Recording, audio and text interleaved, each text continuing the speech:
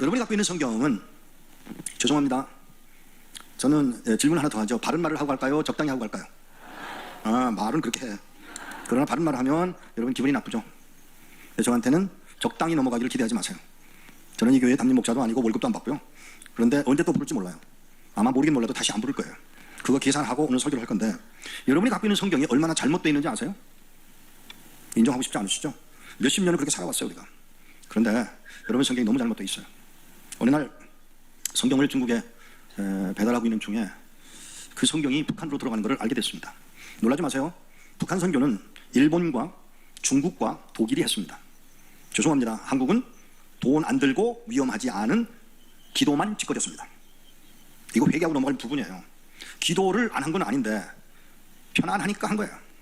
돈 안 들어가고 위험하지 않은 짓만 했어요. 저기서는 영혼들이 죽어가고 있는데 우리는 돈 안 들고 위험하지 않은 일을 했다는 말입니다. 중국에 성경을 가져다 주기 시작했더니 뜻밖의 반응이 보였습니다. 이거 북한에 보낼 수 있어. 손바닥 많은 성경입니다. 100권을 보내줘. 100권을 보내주기로 했습니다. 그리고 얼마 후에 반응이 왔습니다. 목사님, 이 성경 하나도 못 알아듣겠어. 북한에서 온 성도의 이야기입니다. 우리는 크게 착각을 하는 게 뭐냐면 북한과 남한은 같은 언어를 쓰고 있다고 생각합니다. 꿈 깨세요. 북한과 우리는 같은 언어를 사용하고 있지 않습니다. 다른 언어를 쓰고 있습니다. 아주 쉬운 예를 들어드릴게요. 목사님이 신방을 가다가 사고를 냈습니다. 그런데 그걸 간증을 하는데 뭐라고 간증을 했냐면, 내가 그랜저 타고 가다가 사고를 내서 카센터에다 맡겼거든요. 그리고 끝나는 동안 시간이 너무 걸려서 아이스크림을 사 먹고 있었습니다. 여기까지만 제가 예화를 인용합니다. 거기까지 얘기를 했는데 잘 들으세요. 북한 사람들이 이해했을까요? 첫째, 그랜저를 모릅니다. 카센터가 뭔지 모릅니다. 아이스크림이 뭔지를 모릅니다. 그러면 이 세 단어를 거기서 빼버리면 이해가 될까요, 안 될까요? 반응을 보이네? 이해가 안 됩니다. 그게 북한과 우리와의 차이이기도 하지만 그거 말고도 복잡하게 언어가 달라요. 그런데 목사님 보내온 성경, 그걸 우리가 어떻게 알아듣겠어? 그걸 어떻게 알아듣겠냐고 질문을 합니다. 그래서 어떡하란 말이냐 그랬더니, 목사님, 이왕에 북한 성경 하는 거 성경을 북한 말로 바꿔주시지 그래요. 그래서 제가 하는 말이, 여보, 성경을 그렇게 쉽게 번역할 수 있는 줄 아세요? 그럼 어떡하란 말입니까? 우리한테 일본말 성경을 갖다 주면 알아듣겠습니까? 못 알아들으니까 우리말로 바꿔주세요. 죄송한 이야기를 하나 하겠습니다. 저는 신학교를 졸업은 했는데 실력이 없어서 목사고시에 떨어진 경험이 있습니다. 제가 속한 미국 총회에 최초로 목사고시에 떨어진 사람이 저울씨다. 반응이 이래. 아이, 재미없어. 이럴 때는 웃을 줄도 알아야 돼요. 근데 떨어진 그런 실력을 가진 사람이 목회를 안 한 이유가 바로 그거예요. 내가 목회했다간 교인들 다 죽이겠구나. 그래서 하는 수 없이 성경이나 배달해주면 그래도 하나님이 봐주겠다 하고 생각을 했는데, 누가 하는 말이, 이 목사 뒷조사를 했어. 그러세요? 군대를 갔다 왔더만, 미국 군대, 근데 이 목사가 잘하는 게 있대? 뭔데요? 스나이퍼. 여기 젊은 친구들 알아들으세요? 스나이퍼. 못 알아들어요? 공부는 어디다 두고 하는 거예요? 이게 한국의 청년들의 수준이에요. 스나이퍼가 뭔지 몰라요? 저격수. 그건 알아들어요? 여기는 알아들으세요? 아이, 공부 좀 해요, 공부 좀. 저격수. 제가 저격수예요. 두 번째, 제가 살인기술자입니다. 세 번째, 도둑질에 아주 능합니다. 생각을 해보세요. 목사가 저격수야, 살인기술자야, 도둑질을 잘하면 그거 어디다 써먹겠어요? 그죠? 그래서 야, 목회는 못해 먹겠다 그러는데, 어느 목사님이 그러지 말고 너 중국 가. 왜요? 가서 도둑질 좀 해. 도둑질을 가서 해 오는 게 아니고 우리 갖고 있는 걸 갖다가 그쪽에다가 갖다 주는 도둑질을 해봐. 성경 밀수 올시다. 제가 중국의 성경을 600만 권 밀수를 했습니다. 아이, 재미없어.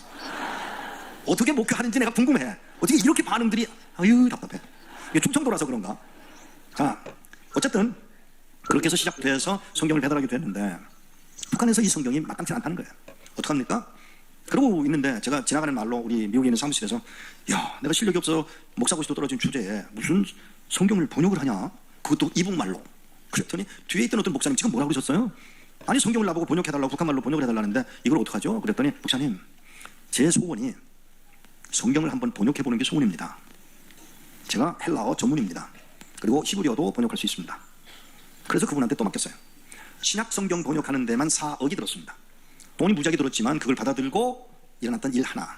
한 부인이 성경을 받아들고 땅바닥에 무릎 꿇고 앉아서 손을 높이 들고 엉엉 울었다는 이야기로 시작된 북한어로 성경 이야기를 들었습니다. 잘됐다. 그런데 하나님이 어떤 준비를 하셨냐면, 그분은 헬라어에서 우리말 신약 성경으로, 그리고 그거를 번역하는 동안에 북한말로 해야 되잖아요. 그걸 필요로 한 사람이 있어야 되는데, 북한에서 우리 옛날 성경을 읽고 극동방송을 듣고 남한으로 도망오신 도망을 왔는데 오셨다. 말이 좀 무섭지만 하여간 망명을 해서 한국에 오신 분이 한국에 와서 신학을 하시고 목사가 되신 분이 저하고 같이 일을 하세요. 우리나라에 와 있는 사람 중에 공식적으로는 황장엽 씨보다 바로 앞에 순서대로 계급으로 본다면 두 번째 분이 바로 이분이세요. 저희 사무실에서 일을 하세요. 그분에게 이야기를 했더니 제가 하겠습니다. 그래서 성경을 번역해서 놓은 성경이 신구약 북한말 성경입니다. 가지고 싶으시죠? 예, 주문하세요. 예, 공짜로는 안 되고요. 근데 이 성경을 번역을 하고 성경을 북한에 보내드리기 시작하니까 일어나는 일들이 뭐냐면 북한 주민들이 기뻐하기 시작합니다. 그런데 여러분이 가지고 있는 성경이 우리말로 번역되기까지 왔던 그 과정 중에 일본어, 중국어, 영어를 통해서 우리말로 번역돼 들어오면서 성경이 우리말다운 우리말로 그대로 번역되지 않았다는 사실입니다. 죄송합니다. 기분 나빠도 할 수 없어요. 지금 읽은 마태복음 5장이 아주 대표적인 케이스인데 뒤집어도 이렇게 뒤집어 놓을 수가 없어요. 영어 성경도 그렇게 번역을 했음을 저는 압니다만은 이 말을 이렇게 번역하면 안 되는 거예요. 자, 제가 한번 읽어보겠습니다. 마태복음 5장으로 가세요. 마태복음 5장 3절이죠. 3절을 우리 한번 소리를 내서 크게 읽겠습니다. 3절, 5장 3절 시작. 심령이 가난한 자는 복이 있나니 천국이 그들의 것이며. 새빨간 거짓말이에요. 그 다음 줄도 똑같이 그렇게 번역했어요. 그 다음 줄도 똑같이 번역했어요. 여기 심령이 가난한 자가 복 있는 사람이 되어버렸습니다. 잘 들으십시오. 잘 들으세요. 제가 지금 하는 말에 받아들여 주시면 아멘 하세요. 우리는 본질상 진노의 자식입니다. 아멘. 두 번 하면 크게 아멘 하죠. 그죠? 우리는 본질상 진노의 자식입니다. 아멘. 의인은 없나니 하나도 없다. 아멘. 자, 그러면 의인도 아니고 본질상 진노의 자식이 여러분이고 나예요. 그런 사람의 본질상 진노의 자식에게서 나오는 성품이 경건, 온유, 화평, 꿈 깨세요. 마음이 가난해져요? 본질상 진노의 새끼예요, 새끼. 본질상 진노의 새끼가 어떻게 좋은 경건, 온유, 마음이 청결로 갈 수가 있다고 믿으십니까? 안 되는 거예요. 안 됩니다. 그럴 수는 없습니다. 그런데 놀라운 것은 그렇게 안 되는 우리에게 그렇게 되도록 만드시기 위하여 아들을 십자가에 못 박아 피 흘려 죽여 그 피로 우리를 구원하십니다. 아니, 그걸로 끝나지 않아요. 그것 때문에 우리는 하나님의 자녀가 됩니다. 그 다음에 또 나가서 우리는 복 있는 자가 되었습니다. 그러면 성경을 이렇게 번역을 했어야죠. 복 있는 자이므로 마음이 청결해지기를 원하고, 이렇게 가야 되거든요. 오, 아멘한 자에게 복이 있을지어다. 지금 저 머리 하얀 분이 아멘 하셨거든요. 맞죠? 여기 중간에 저 여자분 자기가 해놓고도 몰라. 세상이 이래요. 자, 무슨 얘기인지 결론 다 끝났습니다. 복받은 자가 우리예요. 그래서 복받았기 때문에 어디로 가요? 청결로 가는 거예요. 근데 이걸 거꾸로 말해, 청결해지니까 복을 받는다? 꿈 깨세요. 여러분이 아무리 노력을 해도 죄송합니다, 복을 받지 않은 사람이 한 것은 불교와 뭐가 다를 거냐고 물으셔야 합니다. 그렇죠? 결론을 먼저 내려놓고 나니까 할 얘기가 없네요. 뭐 우리 목사님이 30분도 까먹었겠다, 이만하고 가도 되지 않겠나. 1986년에 너무 제가 보고 싶어서 어딜 갔는가 하면 소련회를 갔습니다. 1986년에 소련회를 한국 사람들이 가는 것은 특별한 경우를 빼놓고는 쉽지 않았을 터이지만, 핀란드의 헬싱키에서 기차를 타고 레닌그라드로, 레닌그라드에서 모스크바로, 모스크바에서 또 기차를 타고 일쿠츠까지 갔는데, 그 모스크바에서 일쿠츠까지 가는 거리가 기차에 앉아있는 시간만 72시간, 정확히 말하면 사흘이에요. 사흘 동안 앉아 있었어요. 뭐 했냐? 창밖에 내다본, 여러분 혹시 닥터 지바고를 보신 분, 기억하시는 분 계세요? 닥터 지바고 보신 분 손 들어보세요. 이게 세대가 다르구나. 그러니까 오늘 손 드신 분들은 나이가 들었다는 걸 증거하는 얘기예요. 맞죠? 맞죠? 예, 맞아요. 닥터 지바고에 나오는 그 장면, 눈과 하얀 눈과 자작나무만 잔뜩 있는 그 땅을 사흘길을 타고 건너가서 일쿠츠에 도착을 했습니다. 저는 소련말 모릅니다. 저는 중국어도 모릅니다. 일본어는 뭐 당연히 모르고요. 우리말만 합니다. 조금 제가 하는 게 콩글리시를 합니다. 콩글리시가 뭔지 아세요? 아는 분 계시네? 영어하고 한국말하고 짬뽕이 된 콩글리시를 제가 합니다. 그것도 아주 잘해요. 그러니까 콩글리시로는 자신 있는데 영어는 자신이 없어요. 그런 제가 소련회를 들어갑니다. 그리고 어디까지 갔냐면 일쿠츠까지 들어갔습니다. 식당에 가서 식사를 하는데 웬 청년 하나가, 뭐 저보다 나이가 좀 든 분이 이러고 와서 보더니, 에이, 너 어디서 왔어? 미국에서 왔어. 미국 어디? 캘리포니아에서 왔어. 그래. 나는 필라델피아에서 왔어. 그래? 그랬더니 뭐라고 그러냐면, 야, 예? 우리 집에 가서 저녁 먹을래? 이런 환대는 받기 힘들어요. 현지에 나가면 현지에 있는 사람들과 식사할 수 있는 영광은 쉽지 않습니다. 그래서 그 말을 듣고 그러지. 그리고 식사를 한 끼를 굶고, 그래도 소련에 사는 사람들이라면 음식을 적당히 먹겠지. 아니면 팔뚝만한 고기에 바이킹들이 먹는 이 돼지 갈비에 뭐 이런 생각을 하고 갔다가 그만 얼마나 실망을 했는지 몰라요. 오이 2쪽, 당근 2쪽, 이빨 빠지기 딱 좋은 딱딱한 빵 하나, 그걸 겨우겨우 먹고 침으로 그 빵을 녹여서 말랑말랑하게 만들어서 그걸 먹고 나오는데 뭐라고 그러냐. 너 내일 모레 뭐해? 왜? 한국 사람들은 주일날이면 예배당 다 가잖아. 이게 미국인들이 아는 한국인이에요. 한국인들은 다 예배당 가는 줄 알아. 그래서 왜 그래? 그랬더니 나 여기 14년 살았는데 미안해.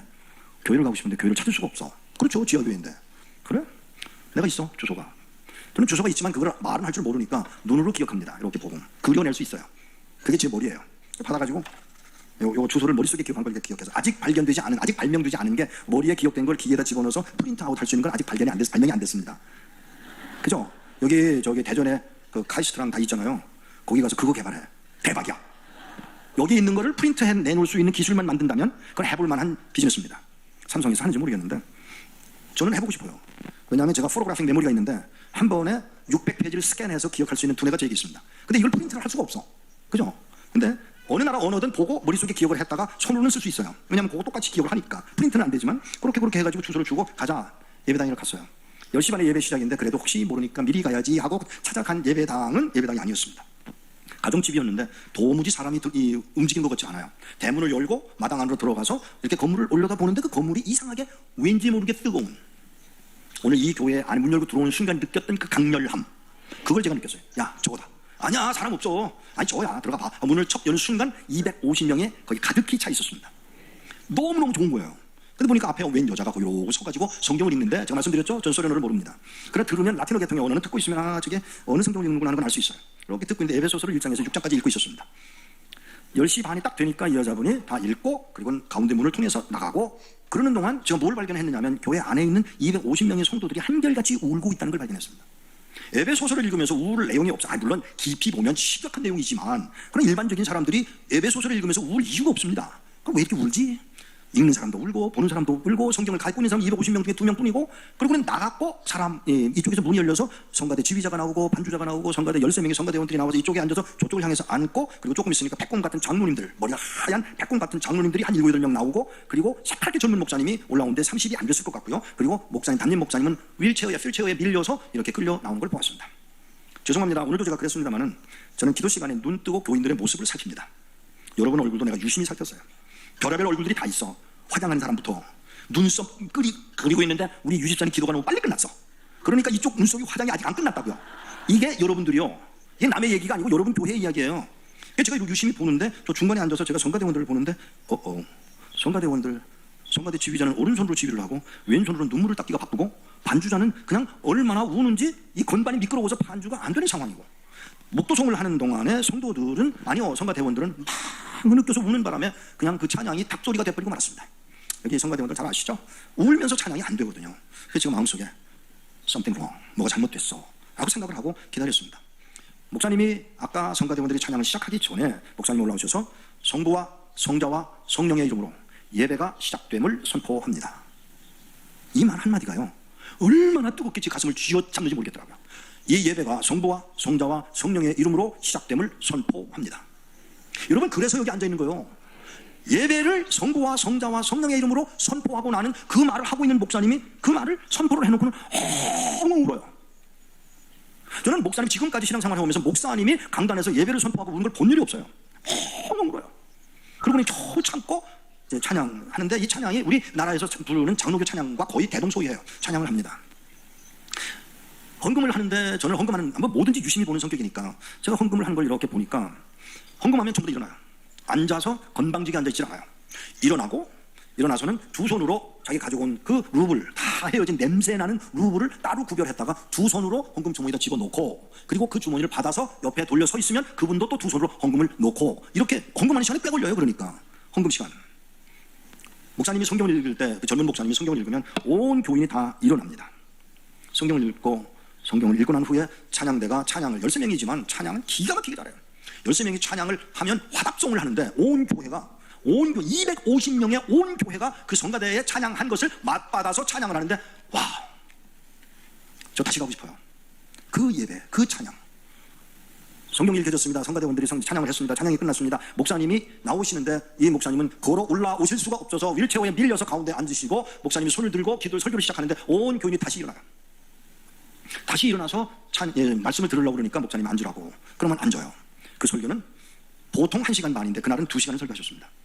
그런데 놀라운 것은 찬양 헌금을 할 때도 울고, 화답송을 할 때도 울고, 성경을 읽을 때도 울고, 목사님 설교할 때도 그냥 흐느껴 울고, 그리고 조금 있으니까 설교가 끝나고 나니까 성찬식을 하는데, 성찬식 많은 교회가 떡을 자기가 떼어갑니다. 한국은 그렇지 않지만 떡을 떼어가는데 이 교회는 다 띄워놨어요. 그래서 왜 이걸 다 띄워놨냐 그랬더니 막 가지고 가 그래요.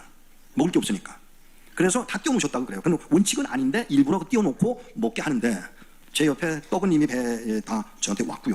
뭐 그 떡이라야 그냥 떡이 아니고 무교병이에요. 그 다음에 조금 있으니까 뭐죠? 요 잔이 왔는데 장로님이 여기 서 계신데 움직이질 않으세요. 그래서 제가 이렇게 올려다보는데 장로님이 울어서 흘러내리는 눈물이 장로님이 들고 있는 그 은잔에 떨어지는 걸 보았습니다. 제가 어떻겠어요? 저는 지금 그 눈물과 포도주를 함께 먹어야 되는 상황이 됐어요. 그리고 가만히 있으니까 이분이 이걸 주어서 저 받아서 마시고 또 수건으로 이렇게 닦고, 그리고 옆에 있는 분에게 주고 그분이 또 받아서 마시고 넘기는 그 과정이 끝나고 목사님이 예배가 다 끝났습니다. 축도하러 나오시는데, 축도하기 위해서 휠체어에 밀려서 나오셔서 손을 드는데 성도들이 다 일어나고, 그리고 목사님이 짧은 축도를 하시는데 온 교회가 오열을 하고 울었습니다. 이건 분명히 무슨 일이 있다. 예배가 끝났습니다. 다 울다가 그냥 눈물 닦고 뭐 그러다가 이제 예배가 다 끝났으니까 제가 궁금해서 견딜 수가 없죠. 큰 소리로 영어 할 수 있는 사람이 있느냐 그랬더니 한 분이 저쪽 구석에 손을 드시더라고요. 일로 오시라고. 오셨어요. 오셨는데 이분에게 제가 뭐라고 물었냐면, 교회에 무슨 일이 있습니까? 교회에 무슨 일이 있습니까? 왜요? 왜들 이렇게 우십니까? 죄송합니다. 저는 그날 못 들을 말을 들었습니다. 우리가 오늘 마지막 예배를 드렸습니다. 마지막 지휘, 마지막 반주, 마지막 찬양, 마지막 성경봉독, 마지막 헌금, 마지막 설교, 마지막 성찬식, 마지막 축도. 울 수밖에 없죠.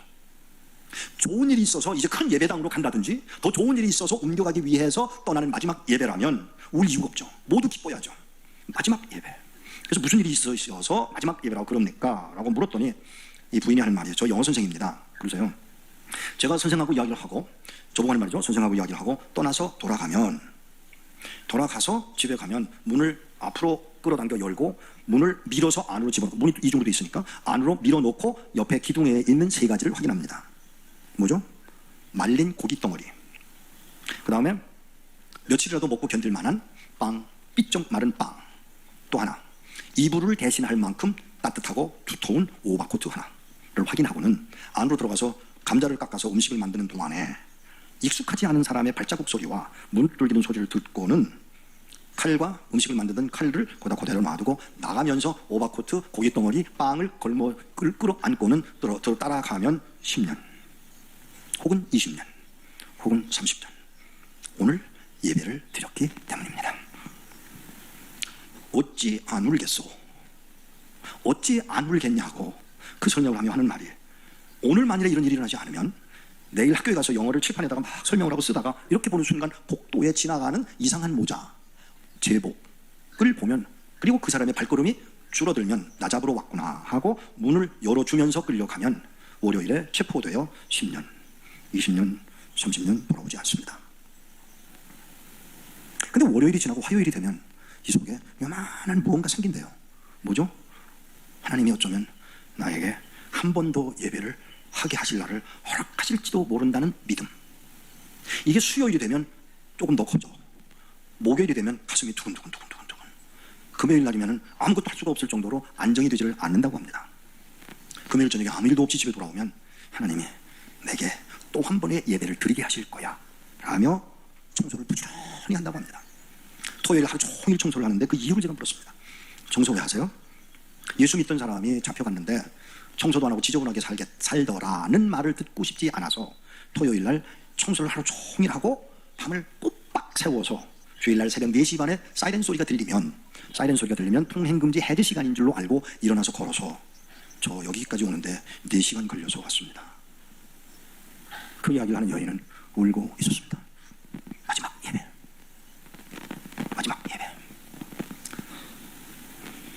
제 주머니에 돈이 좀 있어서 제 주머니에 있는 돈을 꺼내서 구겨가지고 그 아주머니에게 주면서, 아주머니 제가 언제 다시 뵐 수 있다라고 말할 수 없습니다. 이 땅에서 못 뵈면 천국에서 뵙겠습니다. 그 말 한마디 하고 헌금을 드리고 그리고 돌아오는 길에 이렇게 회개를 했습니다. 하나님, 저는 주일을 이렇게 기다려본 날이 없었습니다. 잡혀가면 10년이 될지도 20년이 될지도 30년이 될지도 모르는 그 예배를 드리러 가는 그 여인의 발걸음이 얼마나 무거웠을까요? 이 일을 매주일 반복하는 거예요. 오늘 예배가 마지막일 수도 있다. 그래서 마지막으로 찬양하고, 그래서 마지막으로 헌금을 하고, 그래서 마지막으로 설교를 듣고, 그래서 마지막으로 축도를 받아야 되는 그 성도들의 마음만큼 여러분과 나는 그 사모함이, 그 기다림이 있었느냐고 묻습니다. 이건 소련의 이야기입니다. 그러나 북한의 이야기는요, 한 형제가 잡혀 들어갔습니다. 끌려갔습니다. 그리고는 심한 고문을 당하는 중에 말끝마다 했던 말, 주여, 주여, 주여. 정신을 차렸을 때 고문하던 녀석이 뭐라고 물었냐면, 야, 너 친구 중에 주여란 사람이 있냐? 근데 그 말을 듣는 순간 이 형제가 지혜롭게, 예, 있습니다. 그 사람 어디 있어? 만나고 싶으세요? 그래, 만나고 싶어. 제가 모시고 갈까요? 이 사람이 그 말을 듣고, 고문하던 사람이 그 말을 듣고 이 청년을 따라서 산속으로 갑니다. 야, 주여가 어디 있냐?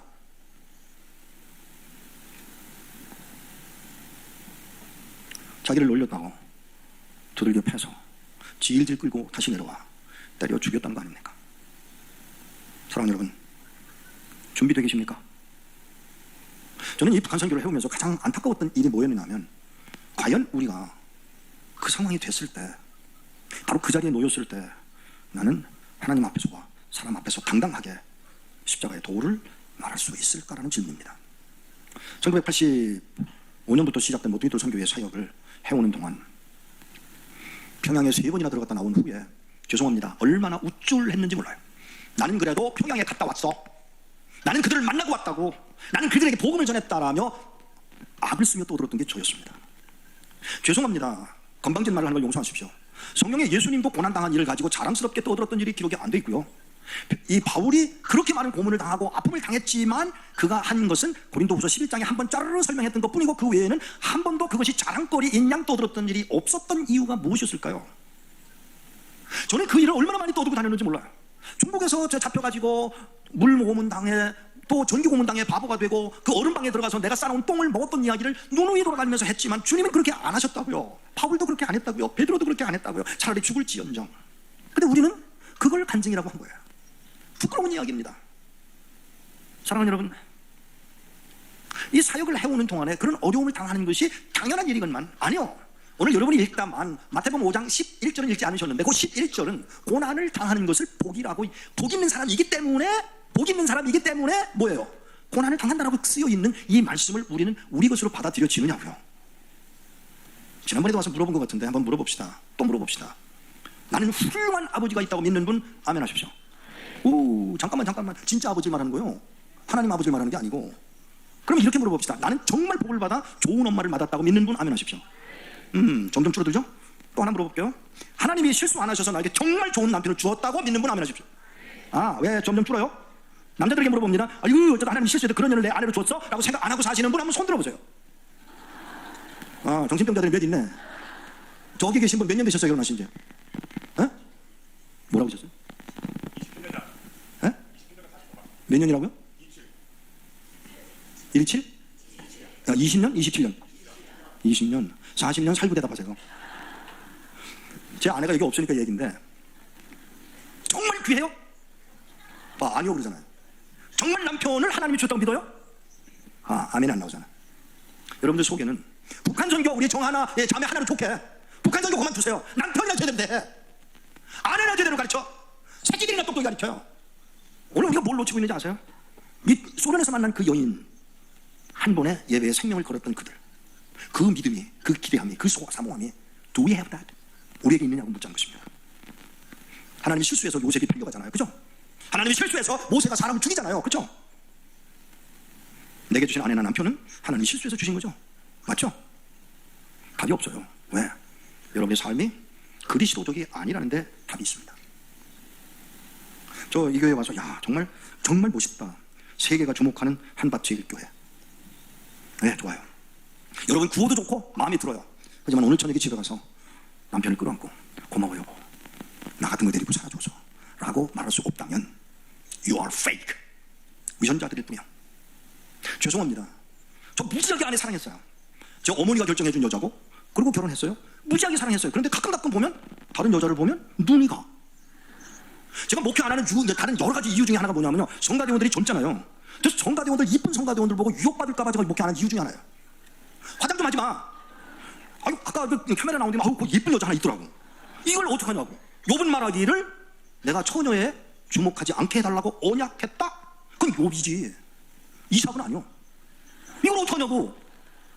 근데 위대하신 거는 그런 나를 보고도 여전히 끌어안으시고 도닥거리시고 사랑하시고, 그죠? 이 아멘하는 사람들은 전범자야, 전부 다. 아닌가요? 하나님의 은혜 없이는. 네, 맞습니다. 그런데 이 하나님의 은혜가 어디까지인 거를 여러분이 이해를 하셔야 돼요. 여러분들이 분명히 이해를 하셔야 돼요. 김일성이 동상 앞에 가서 넙죽넙죽 절을 하고 돌아서면서 하나님 나 또 절했어 라고 울고 있는 북한 성도들을 우리는 어떻게 받아들여야 되느냐고요. 하루에도 몇 번씩이나 절해야 되고 그 사진 갖고를 닦아야 되고, 그리고 말을 조심해야 되는 그 상황을 경험하면서 하는 말. 하나님 나 오늘도 또 이렇게 범죄했어요. 울고 있는 그 성도들을 과연 여러분과 나는 주님이 나를 용서하시듯 사랑할 수 있었느냐고 묻는 것입니다. 여러분 보셨는지 모르겠지만 한국에 나와 있는 영화, 미국 영화 중에 나는 미국 드라마를 미드라고 하는 말을 이번에 처음 들었어요. 미드. 이거 뭐 그렇게 말을 해. 미드가 뭐냐 그랬더니 미국 드라마래요. 모르는 분은 오늘 배워가세요. 미드, 저만 몰랐던가 봐요. 미드가 다 알더라고요. 그 중에 스콜피온이라는 영화가 있어요. 아세요? 젊은 사람들 봤어요? 스콜피온이라는 영화? IQ가 150은 되면 그 영화를 보고 이해할 수가 있습니다. 그 영화를 보고 있으면요, 거기 나오는 주인공의 IQ가 얼마냐면 197이에요. 아인슈타인의 IQ가 160인데 월터 오브라이언의 IQ가 197이라면 엄청나게 높은 것입니다. 제가 이야기를 왜 꺼내느냐면요, 그 머리 좋은 사람의 행동을 적나라하게 그려내는 그 영화가 너무 매력적이에요. 저런 방법으로 저는 보는 게 그거니까 북한에 들어갔다면 어땠을까. 죄송합니다. 이야기로 돌아갑니다. 북한을 다녀오고 자랑스러워했습니다. 고문을 당하고 난 후의 일이었기 때문에 더더군다나 자랑스러웠습니다. 그리고 아주 교회에서 설교를 하면서 간증을 하면서 별하별 언어를 다 써가며 아주 우쭐댔던 게 저였습니다. 그런데 하나님이 너는 너 좋아하는 일만 하고 마서는 떠들어 라는 말씀에 제가 꼬꾸라집니다. 그리고 제가 하나님 앞에 약속을 했습니다. 어떡하죠? 내 말 해. 내 얘기해. 그거예요. 바로 목사가 해야 할 일이 뭐예요? 하나님 이야기, 하나님 말씀, 이거 전해. 그래서 그 말씀을 들은 후에 예 하나님 그랬는데, 예 하나님 하고 이제부터는 내가 북한에 가면 하나님 얘기하리라고 방방 뛰면서 마음속으로 정하고 막상 들어가니까 안 나온 거예요. 두려운 거예요. 그런데 그들이 두렵기도 하지만 한편으로 또 두려운 거는 하나님은 뭐라고 하실 것인가에 대한 질문을 하고, 죽으면 죽으리라고 얘기했던 에스더의 이야기를 기억해내고, 또 하나 에스겔 33장 1절에서 9절까지 있는 말씀 뭐죠? 내가 그에게서 그 파수꾼에게서 빚값을 찾으리라는 말씀을 기억을 하고, 제가 이것은 아무래도 이래도 죽고 저래도 죽을 거라면 해야겠구나 생각을 하고 있는데 평양에 가게 됩니다. 이제는 생명을 거는 거예요. 여러분, 생명 건다는 게 쉬운 일은 아닙니다. 물론 생명을 건다는 말 자체가 잘못됐습니다. 걸긴 뭘 걸어, 내 거라야 걸지, 하나님의 것인데. 그런데 그런 마음을 가지고 어디를 갔느냐면 개성 판문 가게를 갔어요. 판문 가게를 갔더니 저를 방안을 하나 소개를 하면서 이리로 들어가서 이야기를 좀 들으세요. 무슨 얘기를 하느냐 그랬더니 우리가 할 얘기가 좀 있어서. 그래요? 방안에 앉았습니다. 이 강단, 요 빨간 카펫이 있는 요만한, 요 밑에 있는 요만한 방이었는데 11명의 북한 아이들이 앉았고, 우리 일행은 8명인데 8명 중에 4명은 미국에서 간 사람이고 4명은 북한 사람입니다. 그러니까 15명은 북한 사람들이에요. 소좌 한 사람이, 우리 식으로 말하면 소정이 저보고 뭐라고 떠드는 거면, 선생, 내가 목사다 이 사람아. 선생이 뭐냐? 그럼 목사 선생, 야 목사님 보고는 그렇게 말하는 게 아니야. 제가 왜 이렇게 말하는지 아세요? 기득권을 잡아야 하잖아요. 이 분위기를 내 것으로 삼아야 되니까. 목사 보고는 그렇게 말하는 게 아니야. 그럼 뭐라고 그럽니까? 목사님. 그래. 알았습니다. 목사님. 제대로 하더라고요. 목사님. 왜요? 우리가 통일하려면 고려연방제를 해야 합니다. 고려연방제의 당위성을 30분 동안 떠들더라고요. 재미난 것은 북한에서는 30분 떠들면 상대편에게도 30분 떠들 수 있는 기회를 줍니다. 요거는 남한보다 나아요. 30분 동안 너 30분 얘기했어? 예. 제가 뭐라고 그러면 일어났습니다. 뒤돌아봐라. 뭐가 보이냐? 우물쭈물 하더니 남조선 괴뢰 헌병놈이 하나 서 있네요. 앉아? 앉더라고요. 너 지금 남조선 괴뢰 헌병놈이라고 그랬다? 예. 그 사람 사랑할 수 있겠냐? 고려연방제하고 사랑할 수 있겠냐? 머리를 갸우뚱 하더니 사랑할 수 있겠다면, 북한 사람이 남한 사람을 사랑한다면 큰 문제가 있습니다. 그러니까 사랑할 수는 없다고 해야 되겠고, 사랑할 수가 없다면 고려연방제가 무슨 의미가 있어? 이러고 반문할 거니까 우물우물 하길래 너 사랑할 수 있어? 그랬더니 못하겠는데요. 그래, 고려연방제 해가지고 사랑할 수 없다면 미워한다는 말인데, 미워한다면 그게 그거지 무슨 소리냐. 맞네요. 그러면 선생님은요, 남한에서 말하는 흡수 통일도 쉽지는 않을 걸세. 그러면 고려연방제도 어렵고 그것도 흡수 통일도 어렵고, 그러면 어떻게 됩니까? 방법은 하나지. 뭐요? 예수 그리스도. 잘 들으세요. 예수 밖에는 통일이 온덴들 의미가 없습니다. 예수뿐입니다. 예수뿐입니다. 두 번 하니까 아멘 올라가네. 다시 한번 예수뿐입니다. 그것만이 방법이에요. 그 이야기를 다 했어. 십자가 이야기를 다 하고 났는데 표현이 이상하더라고요.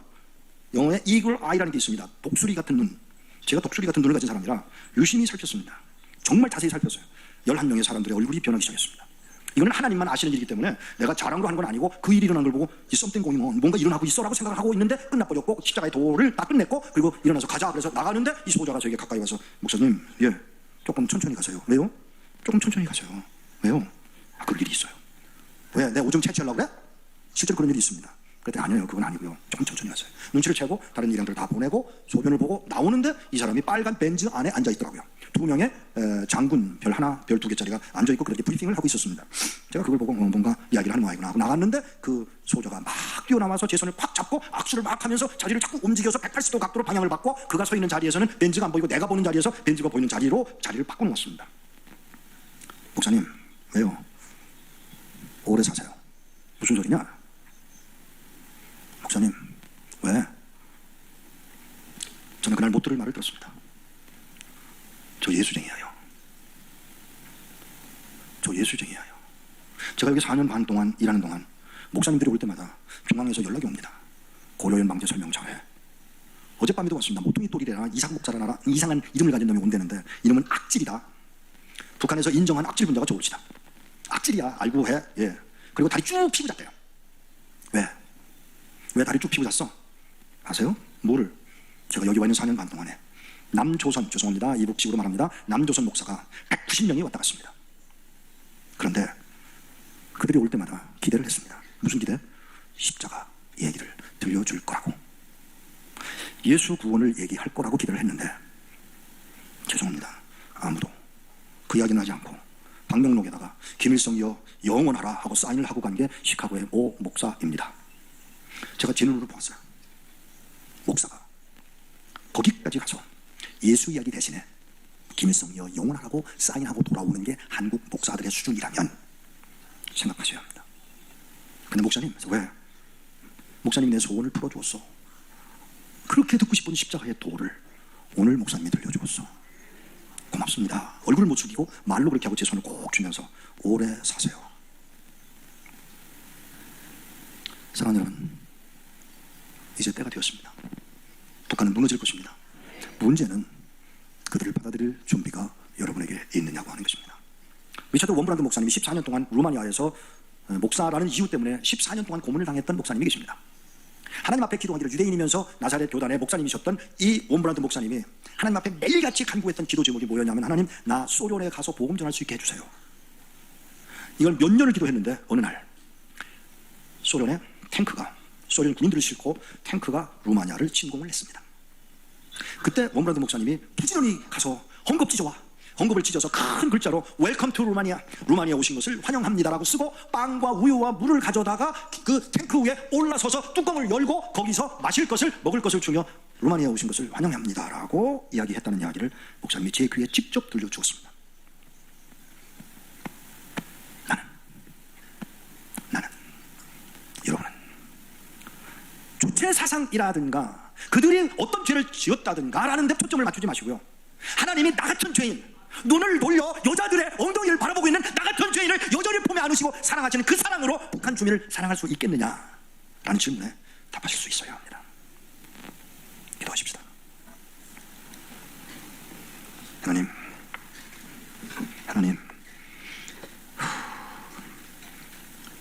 어쩌다가 나 같은 죄인을 살리셔서 여기까지 오게 하셨는지요? 그리고 여전히 사랑하시고 계시는 이유가 무엇인지요? 하나님, 저희들을 용서하시고 긍휼히 입히셔서 뜻하시는 아름다운 일들이 우리의 삶을 통해서 구체적으로 일어나도록 은혜를 더하여 주옵소서.